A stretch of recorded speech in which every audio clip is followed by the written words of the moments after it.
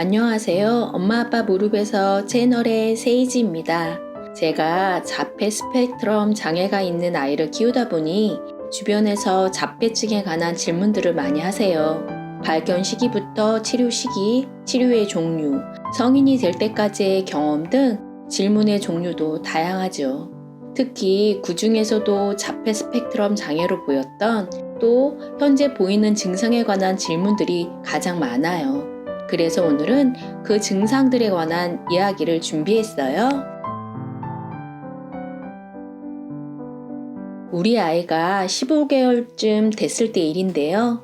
밤에 잠을 자려고 눕기만 하면 자지러지게 우는 거예요. 안고, 업고, 달래도 큰 울음을 멈추지 않았죠.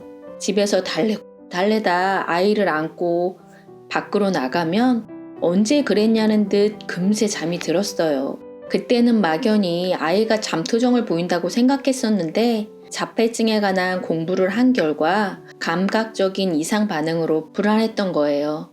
전화기를 통한 목소리, 큰 소리, 조명 등의 불빛 등 아이는 특정 상황이나 사물에 감각적으로 과대 또는 과소 반응을 보였어요. 감각 처리 부분에서 우리와는 다른 문제가 있었던 거예요.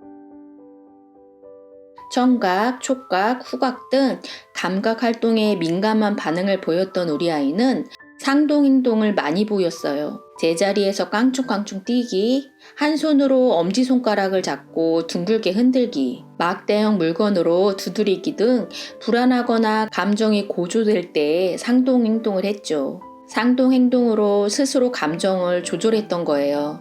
이러한 행동은 시기에 따라 형태나 횟수가 변화했고 성인이 된 지금도 나타나는 행동이에요.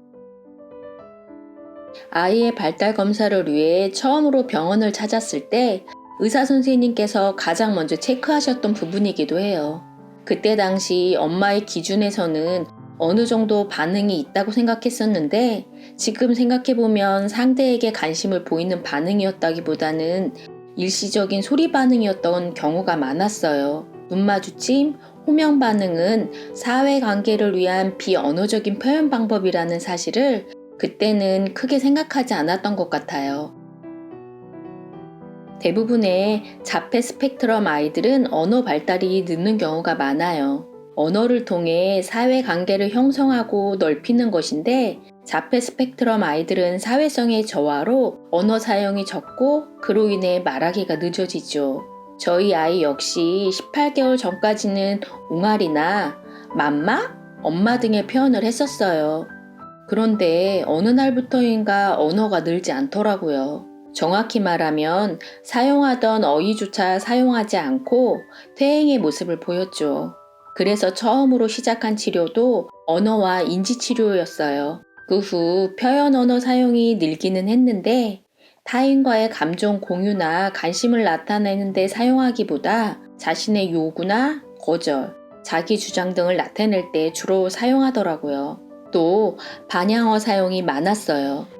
엄마 아빠께서 우리 아이의 행동이 다른 아이들과 다른 것 같아 라고 느끼시는 경우 지인에게 물어보시거나 책, SNS를 통해 정보를 찾아보시는 경우가 많으신데요.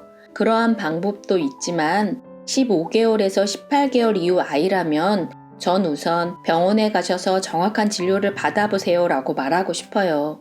자폐 스펙트럼뿐만 아니라 아이의 발달에 이상이 생겼다면 조기 발견과 조기 치료가 정말 중요해요. 영유아기에 발견하여 치료하면 단기간에 끝날 치료가 부모님들의 정보 찾기와 망설임으로 늦어질 경우 장기화될 수 있어요.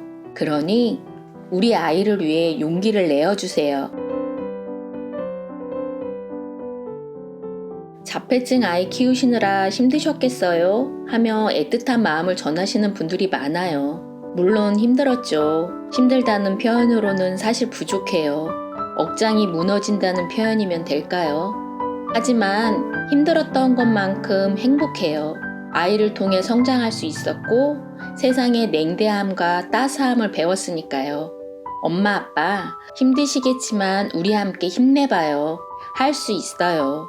우리 곁에 사랑하는 아이가 있잖아요.